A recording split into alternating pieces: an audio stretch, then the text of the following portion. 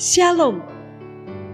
Hari ini mari kita bersyukur karena kita akan melaksanakan ibadah hari Minggu. Mari kita akan bersaat teduh untuk mempersiapkan diri.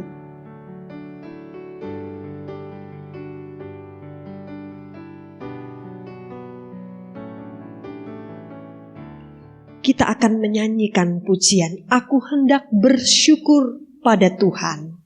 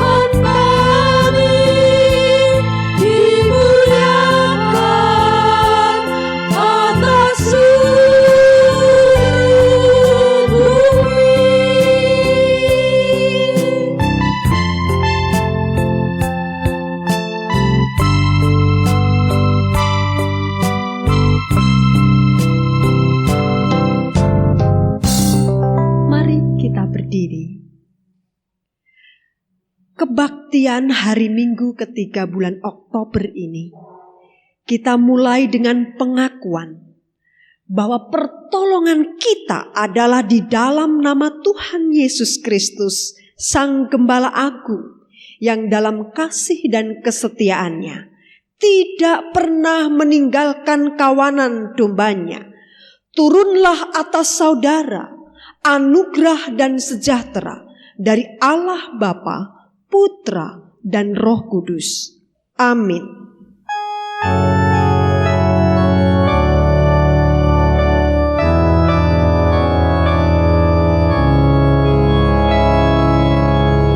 Mulia bagi Bapa, bagi Anak, serta Roh Kudus, ketiga yang esa, dari permulaan, sekarang dan nanti, selama-lamanya.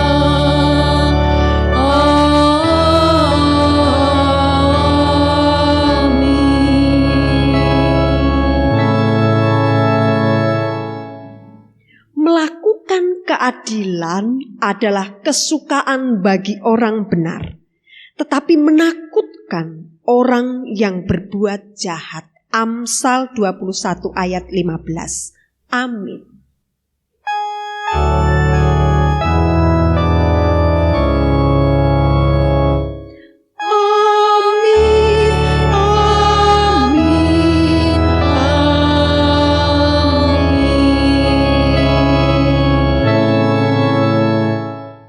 Mari dipersilakan untuk duduk. Salam sukacita untuk kita semua, dimanapun kita berada bersama dengan keluarga. Itu sungguh sangat menyukakan hati kita. Mari pujian ini akan menjadi pujian yang akan mempersatukan kita semuanya. Hari ini Bapak, Ibu, dan saudara-saudari dikasih Tuhan, kami tim pelayanan, Bapak Slamet Jatmiko, Saudari Fangfang, Ibu Olga, menyapa kita semuanya untuk bersama-sama kita beribadah. Mari, tiada timur dan barat.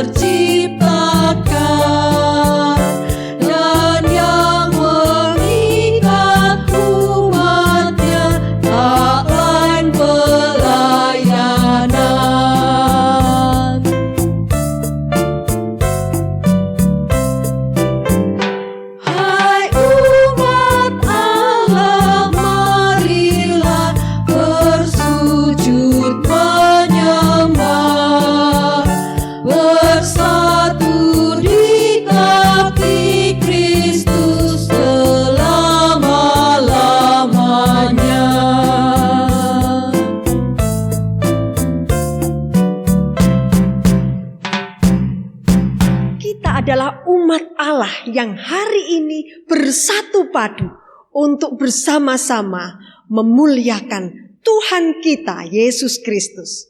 Mari pujian ini, Kau yang terindah di dalam hidup ini.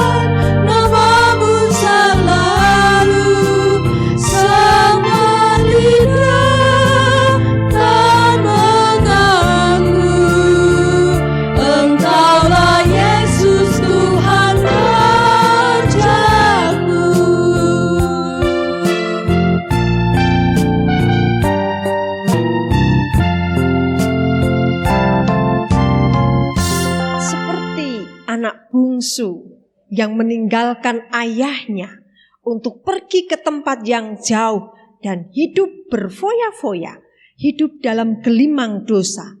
Tapi yang kemudian ia sadar, bertobat dan kembali kepada bapaknya, ayahnya. Dan ia mengakui bahwa ia telah berdosa terhadap surga dan juga terhadap bapaknya. Demikianlah kita seperti anak bungsu mau pulang kembali kepada Bapa kita dan mengakui bahwa kita sangat dikasihi dan menerima belas kasih-Nya. Tuhan, aku pulang.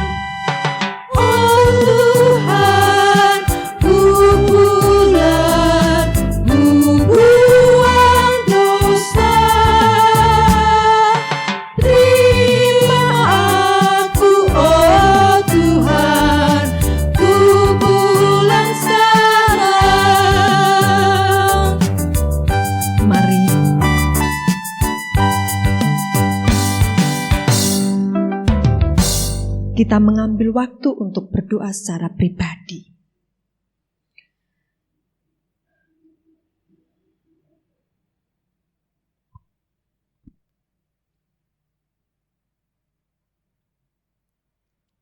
Tuhan Yesus Kristus,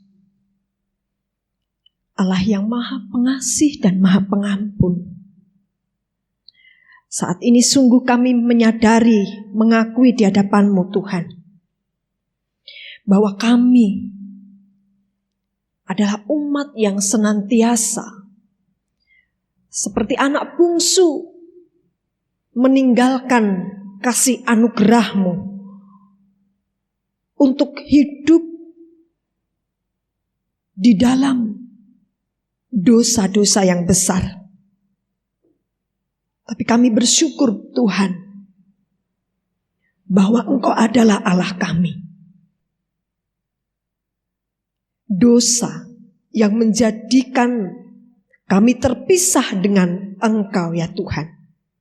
Kejahatan yang membuat kami jauh daripada-Mu. Oleh sebab itu Tuhan, biarlah setiap kecemaran dosa kami, kejahatan kami, ucapan dusta kami, lidah kami yang penuh dengan segala kecurangan, kami datang kepadamu dan mengakui bahwa segala sesuatu itu sering kami lakukan. Mari, saya mengundang kita sekalian untuk berdiri. Bagi kita semua yang telah mengakui di hadapan Allah setiap dosa, pelanggaran, dan kecemaran diri kita, mari dengarkanlah firman Tuhan. Adapun aku, inilah perjanjianku dengan mereka. Firman Tuhan, Rohku yang menghinggapi engkau dan firmanku yang kutaruh dalam mulutmu tidak akan meninggalkan mulutmu dan mulut keturunanmu dan mulut keturunan mereka dari sekarang sampai selama-lamanya. Firman Tuhan. Demikianlah firman untuk kita hidup semakin diperkenannya. Silahkan duduk kembali. Bersama-sama kita akan merenungkan firman-Nya, membacanya. Sebelum firman diberitakan, kita akan menyanyikan pujian ini. Pakailah aku.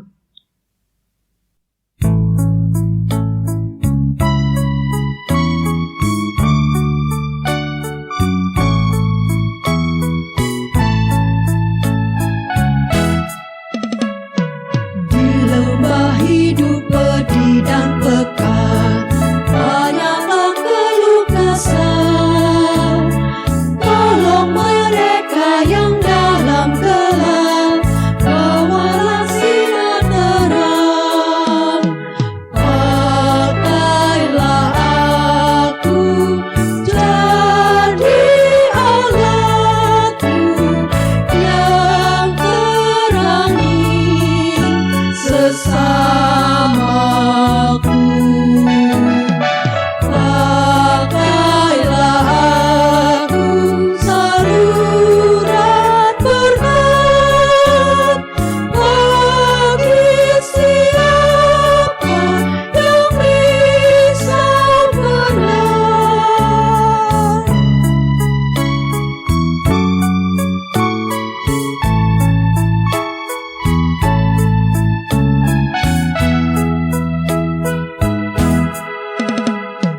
Berikan sebagaimana kau terima, mengasihi sesama.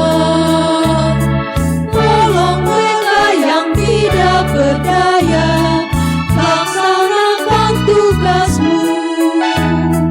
Pakailah aku jadi alatmu yang terangi sesamaku.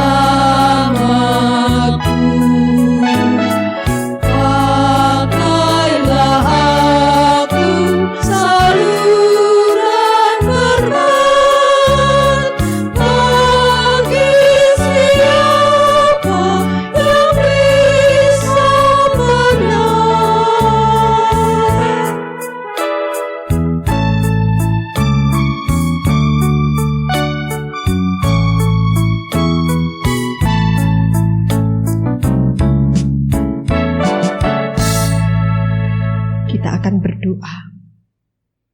Tuhan, kami sungguh bersyukur karena Engkau adalah Tuhan Allah kami, yang mana membuka hati kami untuk bisa melihat sesama kami yang ada dalam kepedihan, yang ada dalam keluh kesah. Engkau yang menjadikan kami peka untuk setiap apa yang dialami oleh sesama kami, saudara-saudara seiman kami, para tetangga kami. Maka Tuhan, kami mohon karunia Roh Kudus untuk kami mengerti firman Tuhan. Haleluya. Amin. Bapak, Ibu, dan saudara-saudari yang dikasihi Tuhan, kita akan membuka dari Nehemia 5 ayat 1 sampai 19. Nehemia 5 ayat 1 sampai 19, dan saya akan membaca ayat 1 sampai 13. Dan ayat yang ke-14 sampai 19 dapat dibaca secara pribadi tentunya. Demikianlah firman Tuhan. Nehemia memperhatikan keluhan-keluhan sesama orang Yahudi. Maka terdengarlah keluhan yang keras dari rakyat dan juga dari pihak para istri terhadap sesama orang Yahudi. Ada yang berteriak, anak laki-laki dan anak perempuan kami banyak, dan kami harus mendapat gandum supaya kami dapat makan dan hidup. Dan ada yang berteriak, ladang dan kebun anggur dan rumah kami gadaikan untuk mendapat gandum pada waktu kelaparan. Juga ada yang berteriak, kami harus meminjam uang untuk membayar pajak yang dikenakan raja atas ladang dan kebun anggur kami. Sekarang, walaupun kami ini sedarah sedaging dengan saudara-saudara sebangsa kami, dan anak-anak kami sama dengan anak-anak mereka, namun kami terpaksa membiarkan anak-anak lelaki dan anak-anak perempuan kami menjadi budak. Dan sudah berapa? Saya mengulang, dan sudah beberapa anak perempuan kami harus membiarkan diri dimiliki orang. Kami tidak dapat berbuat apa-apa karena ladang dan kebun anggur kami sudah di tangan orang lain. Maka sangat marahlah aku ketika aku dengar keluhan mereka dan berita-berita itu. Setelah berpikir masak-masak, aku menggugat para pemuka dan para penguasa. Kataku kepada mereka, masing-masing kamu telah makan riba dari saudara-saudaramu. Lalu kuadakan terhadap mereka suatu sidang jemaah yang besar. Berkatalah aku kepada mereka, kami selalu berusaha sedapat-dapatnya untuk menebus sesama orang Yahudi yang dijual kepada bangsa-bangsa lain. Tetapi kamu ini justru menjual saudara-saudaramu, supaya mereka dibeli lagi oleh kami. Mereka berdiam diri karena tidak dapat membantah. Kataku, tidaklah patut apa yang kamu lakukan itu. Bukankah kamu harus berlaku dengan takut akan Allah kita untuk menghindarkan diri dari cercaan bangsa-bangsa lain, musuh-musuh kita? Juga aku dan saudara-saudaraku dan anak buahku telah membungakan uang dan gandum pada mereka. Biarlah kamu kembalikan kepada mereka hari ini juga ladang mereka, kebun anggur, kebun zaitun, dan rumah mereka. Pula kau hapus, saya mengulang, pula hapuskanlah hutang mereka, yakni uang serta gandum, anggur, dan minyak yang kamu tagih daripada mereka. Berkatalah mereka, itu akan kami kembalikan, dan kami tidak akan menuntut apa-apa dari mereka. Kami akan lakukan tepat seperti yang engkau perintahkan. Lalu aku memanggil para imam dan menyuruh mereka bersumpah bahwa mereka akan menepati janji mereka. Juga ku kebas selipatan bajuku sambil berkata, demikianlah setiap orang yang tidak menepati janji ini akan dikebas Allah dari rumahnya dan hasil jeripayahnya. Demikianlah ia dikebas dan menjadi hampa. Dan seluruh jemaah berkata, amin. Lalu memuji-muji Tuhan. Maka rakyat berbuat sesuai dengan janji itu. Amin. Hari ini kita akan bersama menggumuli bagian firman Tuhan. Nehemia 5 ayat 1 sampai ayat yang ke-19. Tapi saya membaca dari ayat 1 sampai ayat yang ke-13. Solidaritas kunci keadilan. Tentu Bapak Ibu dan saudara-saudari yang dikasihi Tuhan telah membaca bagian ini dan berkait erat dengan beberapa teks sebelumnya. Hari ini kita bisa melihat bersama bagaimana perjuangan Nehemia dan orang-orang Yahudi untuk membangun kembali tembok Yerusalem. Pada mulanya sejak Nehemia berencana kembali ke tanah kelahirannya untuk membangun kotanya Yerusalem. Karena tembok-temboknya yang telah hancur sehingga terancam dari berbagai ancaman dari negara-negara, bangsa-bangsa lainnya. Allah telah memberikan begitu banyak kemudahan. Baik oleh Raja Artasasta, Raja Babel. Yang mana Allah Maha Pemurah itu. Yang diimani, diyakini oleh Nehemia. Yang memberi perlindungan kepadanya. Sebagaimana firman-Nya dalam Nehemia 2 ayat 9.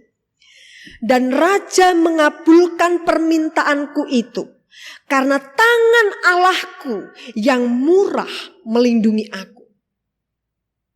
Tangan Tuhan yang murah, penuh dengan kemurahan, yang menjadikan setiap perjuangan Nehemia terasa begitu mudah. Nehemia diberi kemudahan, diberi kemurahan, diberi kelancaran, diberikan kesepakatan bahkan di antara orang-orang Yahudi. Dan bahkan lebih dari itu, Tuhan mengaruniakan bala bantuan. Tapi kita juga bisa melihat bahwa Nehemia juga diperhadapkan dengan berbagai hambatan dan tantangan yang datang. Tidak hanya dari luar, yakni dari orang-orang bangsa-bangsa yang ada di sekitarnya, yaitu orang Horon, orang Amon, orang Arab. Kita mengingat bagaimana Sanbalat, Tobia, dan Gesem mengolok-olok dan menghina mereka yang sedang bekerja untuk membangun berdirinya tembok Yerusalem. Tapi pada akhirnya kita bisa melihat bahwa tantangan, hambatan yang dari luar itu dapat diatasi oleh Nehemia, dapat diatasi oleh orang-orang Yahudi. Karena mereka, orang-orang Yahudi kemudian mengambil sikap untuk bersatu padu, bersepakat, bersehati, melaksanakan visi Allah membangun Yerusalem. Bapak, Ibu, dan saudara-saudara yang dikasihi Tuhan. Hal tantangan tersebut pada akhirnya menjadikan Nehemia dan orang-orang Yahudi setidaknya memiliki kesanggupan, memiliki pengalaman untuk menghadapi persoalan-persoalan berikutnya yang pastinya lebih besar dan lebih berat. Persoalan yang berkaitan dengan intern mereka sendiri. Tidak lagi kemudian hambatan, tantangan, persoalan yang berasal dari internal, dari luar, dari bangsa-bangsa yang lain. Tapi kemudian muncul persoalan, tantangan yang lebih besar. Yakni yang muncul di dalam diri mereka. Persoalan intern di antara mereka, di antara bangsa Yahudi sendiri. Dan ini Nehemia lihat sebagai persoalan yang serius. Yakni persoalan ekonomi dan ketidakadilan yang kemudian mengancam kesatuan hati mereka, kesehatian mereka. Yakni persoalan ekonomi, persoalan ketidakadilan yang dapat kemudian menimbulkan perpecahan, pertikaian di antara mereka. Kesenjangan sosial dan ketidakadilan adalah persoalan yang nyata yang dihadapi oleh Nehemia dan orang-orang Yahudi. Bapak Ibu, visi Nehemia, perjuangan Nehemia adalah visi yang berasal dari Allah. Untuk memulihkan umat Allah, mengembalikan kaum sisa yang kudus itu kepada pemulihan martabat demi kemudian menjadi bangsa Israel yang berkenan, menjadi umat yang bersaksi di tengah-tengah bangsa lain yang belum mengenal Allah. Umat yang bersaksi tentang Allah mereka yang besar, Allah yang maha kuasa. Oleh sebab itu, Allah ingin memulihkan orang-orang Yahudi, bangsa Israel ini. Pemulihan itu Allah maksudkan supaya seluruh orang-orang Yahudi dapat secara total pulih sebagai bangsa yang dipilih oleh Allah. Hal ini menyangkut persoalan-persoalan yang luas, yakni persoalan religius, persoalan sosial, persoalan politik, persoalan ekonomi. Nilai-nilai masyarakat yang ada, kehidupan bernegara mereka, demikian juga dalam kehidupan perekonomian mereka. Hal-hal penting ini tidak serta-merta dapat terwujud dengan mudah, Bapak, Ibu, dan saudara-saudari kasih Tuhan. Nehemia dan orang-orang Yahudi mesti berjuang keras untuk mewujudkannya. Dan disinilah persoalan di mana rakyat kemudian mengeluh, berkeluh kesah, kemudian menjadi sebuah protes terbuka. Sekarang tentu Bapak Ibu masih cukup hangat dengan berita demonstrasi beberapa waktu yang lalu. Tentu rakyat Yahudi tidak berdemonstrasi secara anarkis, tidak. Walaupun mereka secara keras mengungkapkan segala keluh kesahnya. Dalam ayat yang pertama, dengan keras mereka menyampaikan keluhan itu.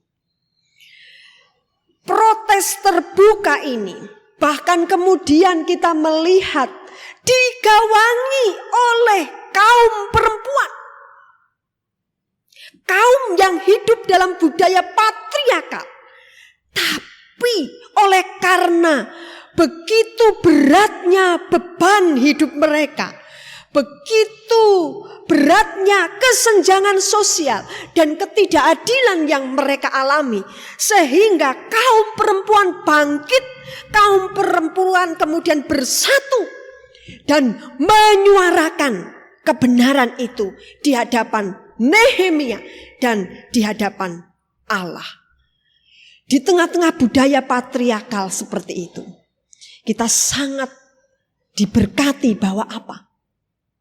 Kaum perempuan di dunia perjanjian lama diberikan tempat untuk menyampaikan segala keluhan, pergumulan, persoalan kehidupan. Ayat 1 sampai ayat yang keempat kita bisa melihat persoalan-persoalan ketidakadilan dan kesenjangan yang dialami oleh orang-orang Yahudi. Krisis pangan. Pak Ibu, ternyata tidak hanya sekarang. Hampir di sepanjang sejarah manusia, krisis pangan selalu menjadi persoalan yang begitu nyata dihadapi oleh umat manusia. Krisis pangan yang ada di dalam Nehemia 5 ini, itu adalah krisis pangan yang sangat besar, mendesak dan mempengaruhi hidup mereka. Sampai-sampai mereka harus menggadaikan kebun anggur. Mereka harus menggadaikan rumah mereka. Krisis pangan ini bermula dari kekeringan besar yang terjadi. Ayat 3 kita bisa melihat bagaimana kekeringan itu menjadikan mereka mengalami kelaparan. Kelaparan melanda dan mengakibatkan kurangnya bahan makanan, sehingga kelaparan itu sangat membuat mereka menderita. Bagi yang tidak memiliki lahan, hal ini tentu memukul telak kehidupan mereka.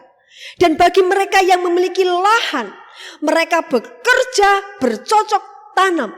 Namun kekeringan ini merusakkan setiap usaha cocok tanam mereka.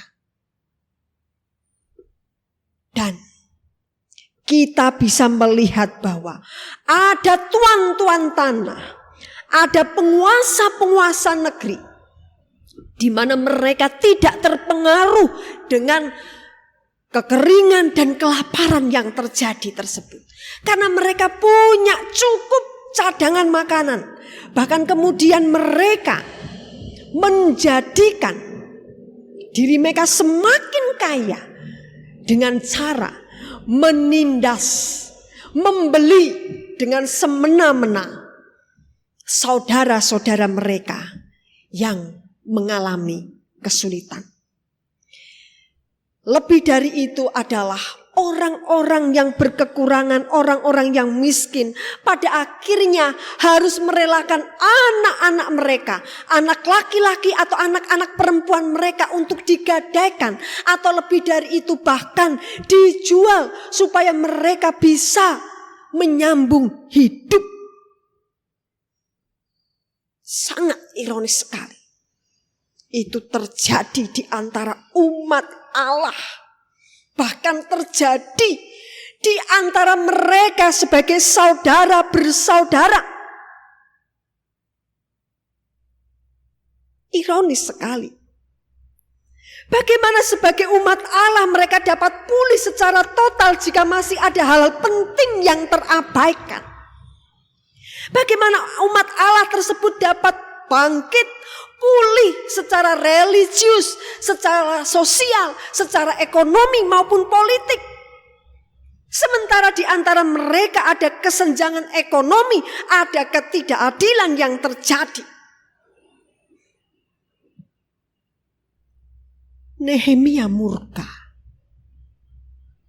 demi mengetahui dan mendengar apa yang terjadi di antara umat Allah ini.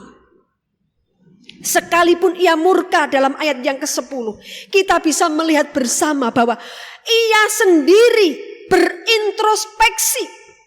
Ia mengajak dirinya, bawahannya, dan seluruh penguasa-penguasa, seluruh tuan tanah untuk berintrospeksi. Karena jangan-jangan Nehemia sadari, jangan-jangan ia juga terlibat jangan-jangan ia juga ikut bersalah terhadap penderitaan yang dialami oleh saudara-saudara mereka. Bapak Ibu, saya mendapatkan sebuah berita. Walaupun ini sudah terjadi cukup lama. Kisah seorang nenek yang mencuri singkong karena kelaparan. Karena kelaparan. Hakim dalam pengadilan itu, Hakim Marzuki, dia duduk merenung menyimak tuntutan jaksa penuntut umum terhadap seorang nenek yang dituduh mencuri singkong.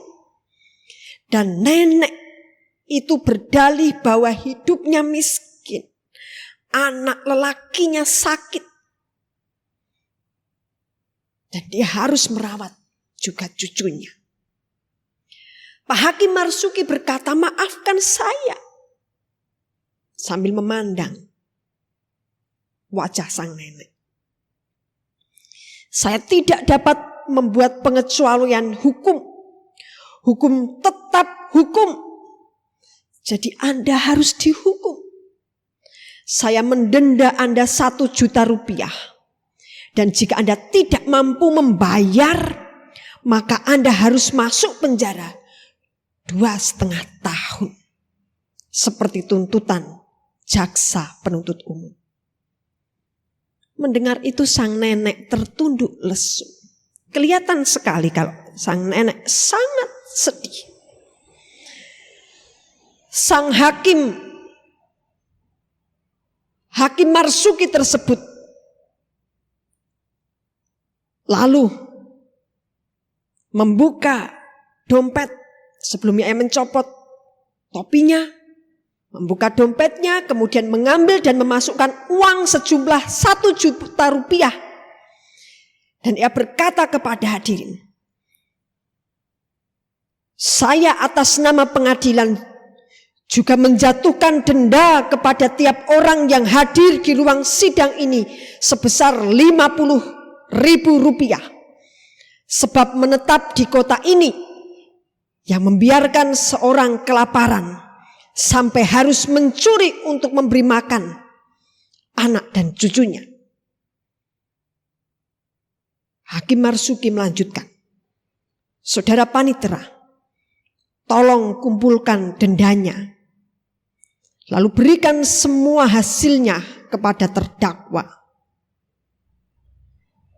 Sampai palu diketuk dan Hakim Marzuki meninggalkan ruang sidang. Nenek itu pun pergi dengan mengantongi uang 3,5 juta rupiah. Termasuk uang 50.000 yang dibajarkan kepada penuntutnya. Bapak, Ibu, dan saudara-saudara yang kasih Tuhan. Kisah ini ada. Itu sama persis dengan apa yang dialami oleh umat Allah. Umat Yahudi, orang-orang Yahudi. Oleh sebab itu Nehemia mengajak untuk semua orang termasuk dirinya berintrospeksi diri, mawas diri. Tidak hanya secara pribadi tapi secara komunal. Nehemia kemudian menggelar persidangan terbuka yang dihadiri oleh seluruh penguasa-penguasa, seluruh tuan-tuan tanah dan rakyat, supaya duduk bersama menyelesaikannya. Dengan tujuan untuk kebaikan bersama, yakni keadilan bagi seluruh rakyat. Persidangan ini didukung oleh rakyat jelata, tapi juga oleh para imam, para pemuka dan penguasa. Supaya di antara mereka saling mendengar, saling menyadari kesalahan masing-masing. Yang mana sejatinya sebelumnya mereka ternyata saling melukai. Nehemia membacakan kesalahan-kesalahan mereka, tapi juga sekaligus mengambil sikap untuk memberikan jalan keluar, solusi, yakni menghapus seluruh hutang-hutang yang ada, mengembalikan anak-anak yang terambil untuk membayar hutang, mengembalikan anak-anak mereka yang sebelumnya dijadikan sebagai budak, mengembalikan barang-barang gadaian seperti rumah, kebun anggur, tanah dan lain sebagainya. Dan dengan takut dan hormat mereka bersedia, dengan takut dan hormat kepada Allah, mereka terbuka dan bersedia untuk membebaskan segala hutang-hutang yang ada tersebut. Bahkan Nehemia kemudian memastikan dengan sumpah supaya keputusan bersama itu dilaksanakan dengan komitmen. Mereka pada akhirnya dapat bersama-sama bersyukur memuliakan Allah. Mereka dapat merajut kembali tali persaudaraan yang nyaris pecah. Mereka pada akhirnya terbebaskan dari ancaman internal. Dan mereka pada akhirnya dapat bebas sebagai bangsa yang punya tujuan, yakni dipulihkan.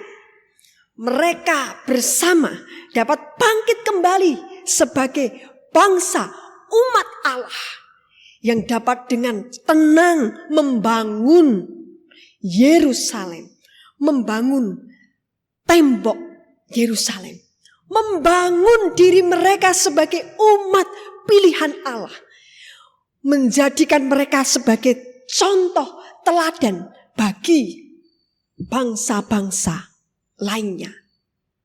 Pada akhirnya mereka saling bersolidaritas satu dengan yang lainnya.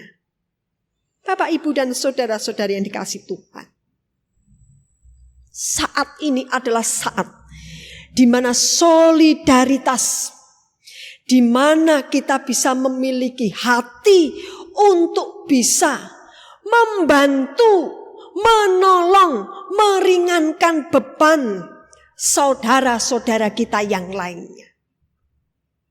Saya tahu, kita tahu bersama, saat ini adalah saat yang tidak mudah.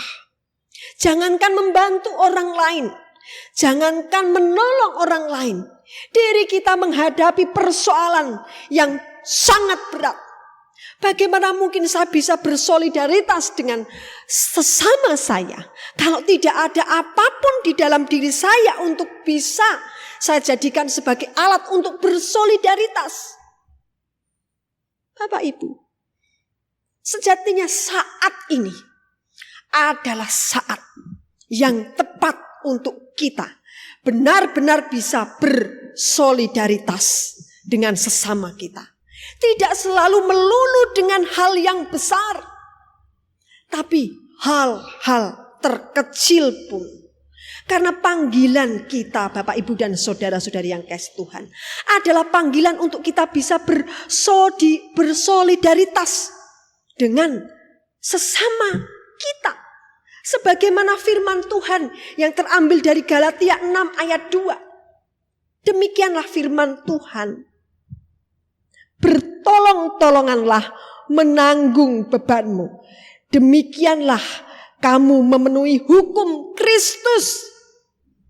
Hukum Kristus adalah kita saling bertolong-tolongan.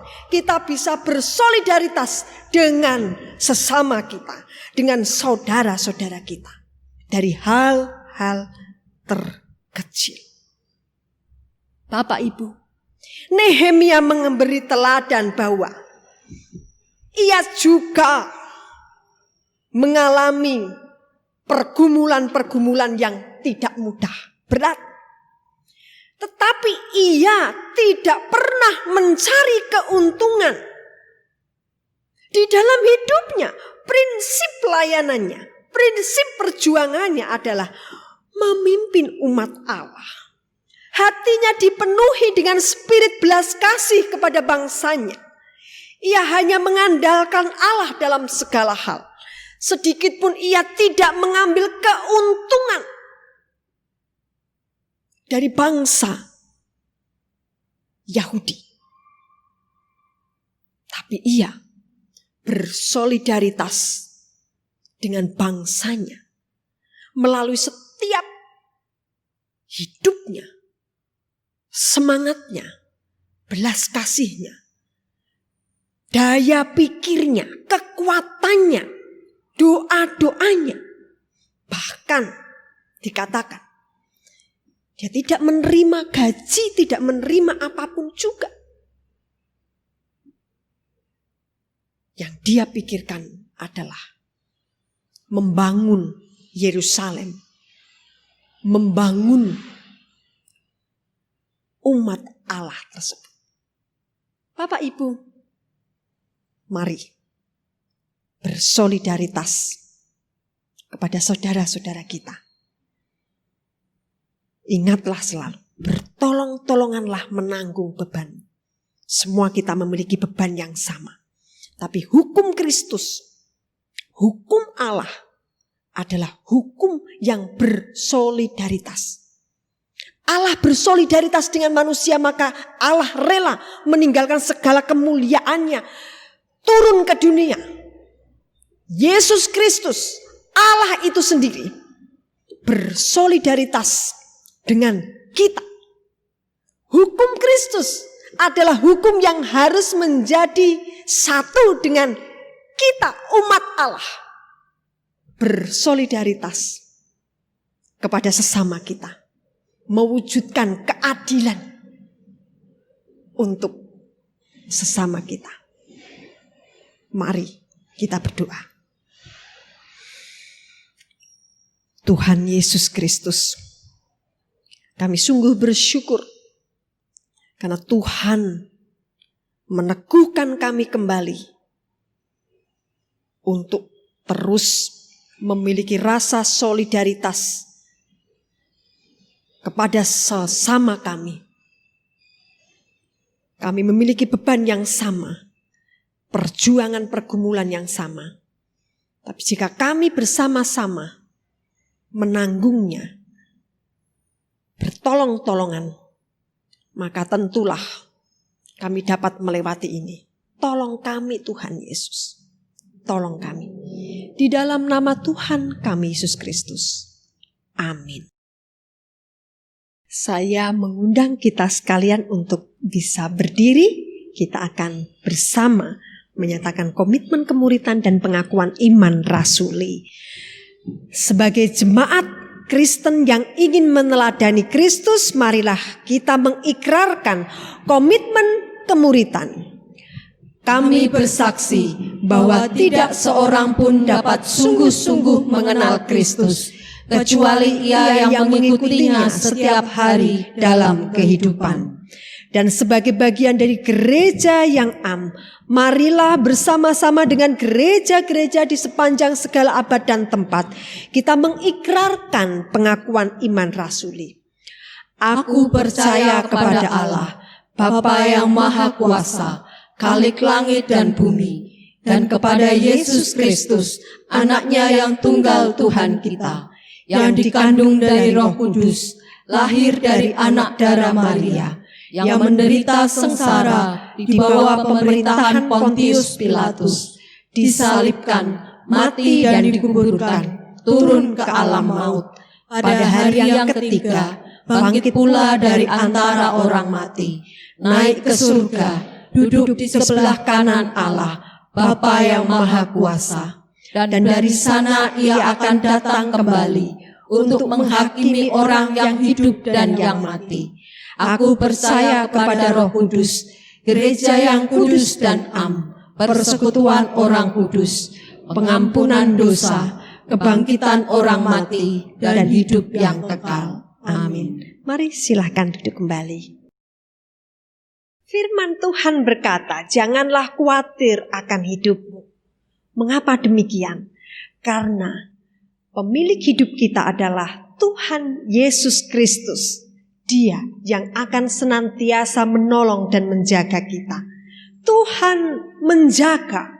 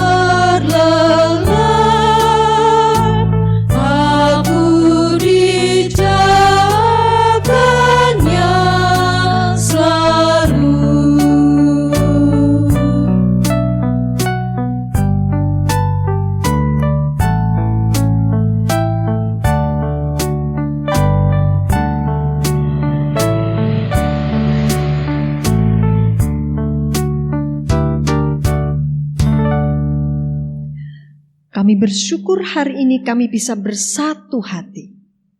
Masing-masing kami, di tempat kami masing-masing. Kami berdoa di hadapan-Mu Tuhan Yesus. Bersyukur untuk kasih karunia bagi jemaat-Mu di GKMI Jekulo dan Poncomulyo. Bersyukur untuk Bapak Ferry, Ibu Ngadina, Ibu Salim, Ibu Yuli, Saudara Wawan. Tuhan, Engkau memberkati mereka. Demikian juga para jemaat senior kami Tuhan Yesus. Kami berdoa untuk Ibu Eti. Kami berdoa untuk Bapak Slamet Jatmiko, untuk Bapak Sutanto, Ibu Sriatun, untuk Bapak Suyatno, Ibu Sri Winarti, Ibu Salim, Bapak Sugeng. Demikian juga dengan Ibu Kustiati dan Bapak Manuel. Untuk Ibu Sri Wahyuni, untuk Bapak Soleman. Kami pun berdoa untuk Ibu Watini, Ibu Yuli, Ibu Sulasmisih, untuk Bapak Paimin, untuk Ibu Suprapti, Ibu Yani Ekowati, untuk Bapak Sugito, Ibu Lani, Bapak Supratnoto. Demikian juga dengan Ibu Hartini, Bapak Jasron, Ibu Sumarni, Bapak Sajat, Ibu Sutamah, Bapak Purnomo Parmin, Ibu Susilowati, Bapak Suharno, Ibu Liptia, Ibu Ani Ingtias. Kami juga berdoa untuk Mbah Ngadinah di Poncomulyo, Ibu Ngatina. Kami berdoa untuk Ibu Lim Yohana, untuk Ibu Yulianti Junaidi. Diberkati di dalam nama-Mu. Tuhan, kami bersyukur bersama dengan jemaat yang Tuhan karuniai dengan buah kandungan. Ibu Novi, di dalam nama-Mu kami bersyukur. Demikian juga untuk Ibu Esti. Kami berdoa juga untuk jemaat yang berulang tahun.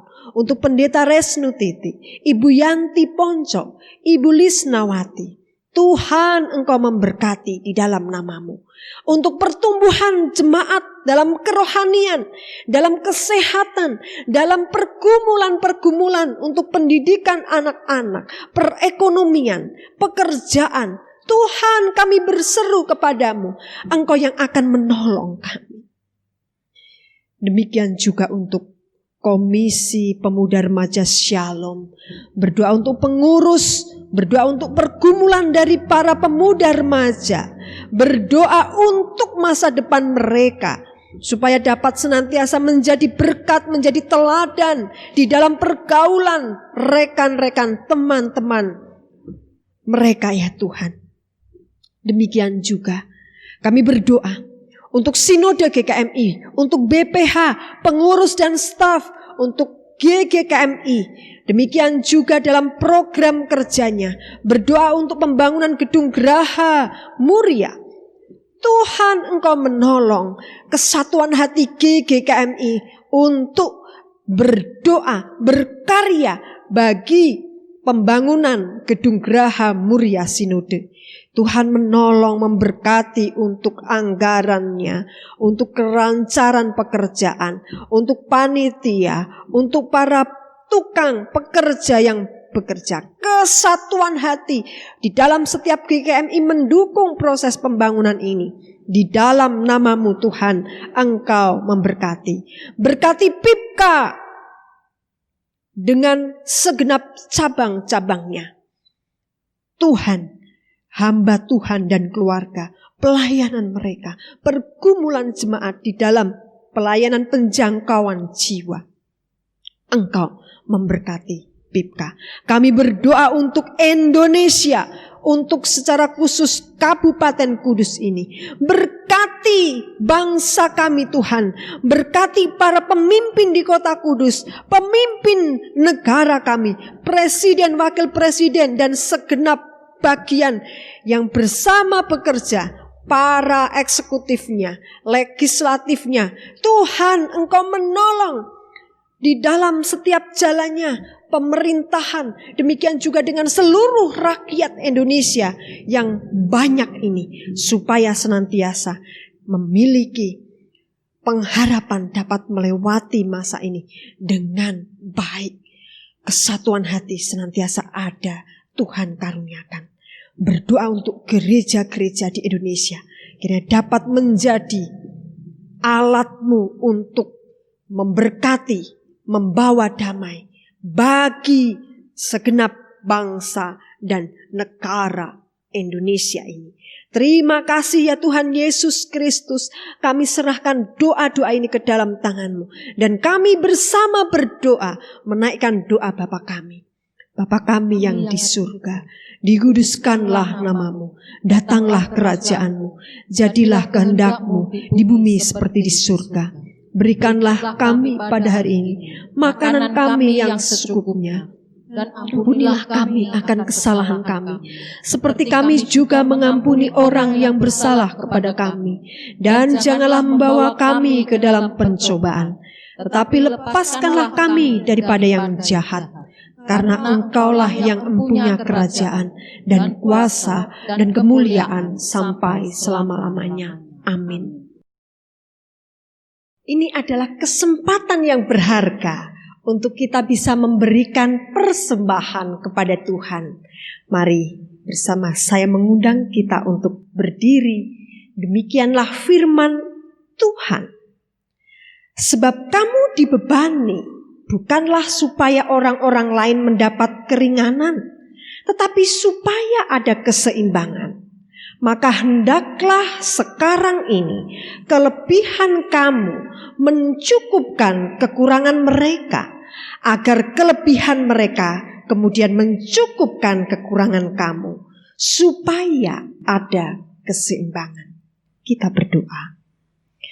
Kami bersyukur kami dapat memberikan persembahan ini. Tuhan, sucikan dan kuduskan. Persembahan ini akan dipergunakan untuk berbagai macam pelayanan. Terima kasih Tuhan. Di dalam nama Tuhan Yesus Kristus, kami memberikan persembahan. Amin. Mari kami persilahkan duduk. Bawalah persembahan ke altar.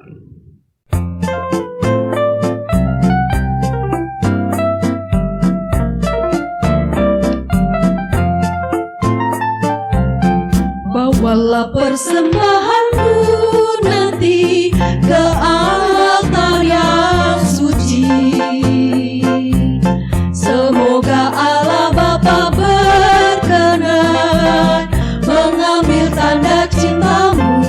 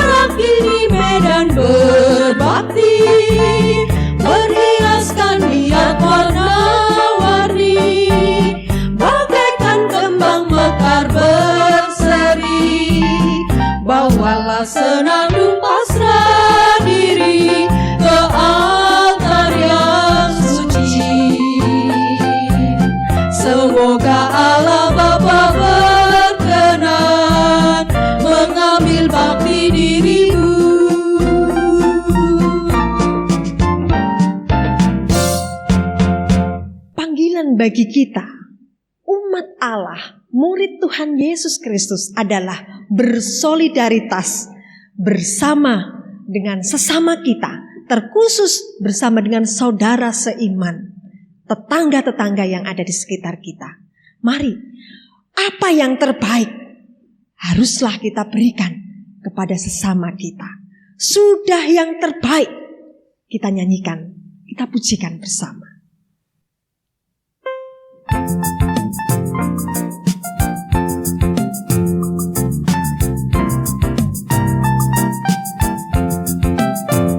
Sudah yang terbaik ku beri pada Yesus yang mati di kayu salib.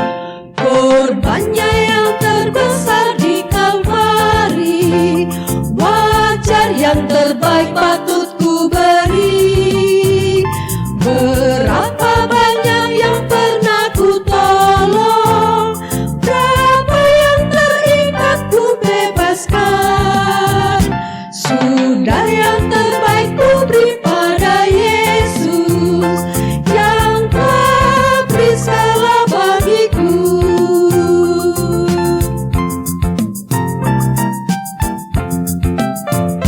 Sudah aku pikirkan orang lain, kau ku biarkan mereka mati. Ku mungkin bawa mereka pada Yesus, benih keselamatan ku taburkan. Berapa banyak yang pernah ku tolong, berapa yang terikat ku bebaskan. Sudah yang terbaik ku beri pada Yesus yang memberi segala bagiku.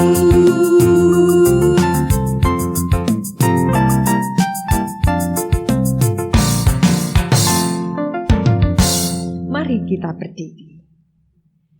Jemaat yang terkasih, mari masukilah kehidupanmu hari lepas hari dengan damai sejahtera dan sukacita.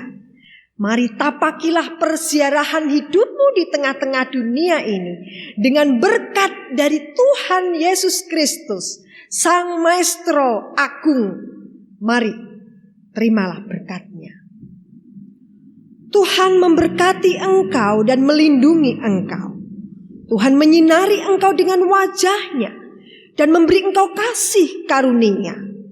Tuhan menghadapkan wajah-Nya kepadamu dan memberi engkau damai sejahtera. Amin.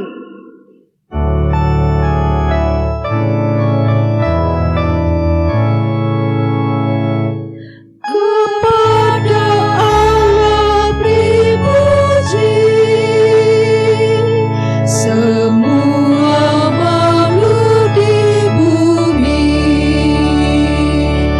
Padanya ku beri pujian, Bapa, Anak, dan Roh Suci.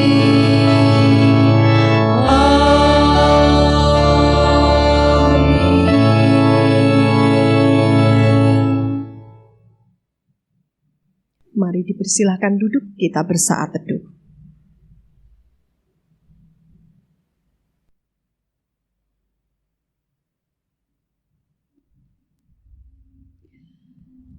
Bapak, Ibu, dan saudara-saudara yang kasih Tuhan, masih dalam bulan yang istimewa, yakni beberapa hari yang lalu kita merayakan hari ulang tahun gereja kita. Masih dalam bulan ulang tahun. Kita bersyukur bahwa saat ini, hari ini kita senantiasa disertai oleh Tuhan Yesus Kristus. Walaupun tentu masih banyak hal-hal yang begitu sulit, tapi tetap kita berpengharapan. Pengharapan kita jangan kendor, jangan layu, tapi kita tetap bersabar dan percaya bahwa Tuhan Yesus Kristus pasti akan menyertai kita. Dan dalam segala keadaan kita tetap bisa berbagi, bersolidaritas dengan sesama kita. Selamat beraktivitas tentunya dengan tetap kewaspadaan, masker jangan lupa, selalu jaga kebersihan, dan berdoa kita bisa melewati ini dengan baik. Tuhan memberkati.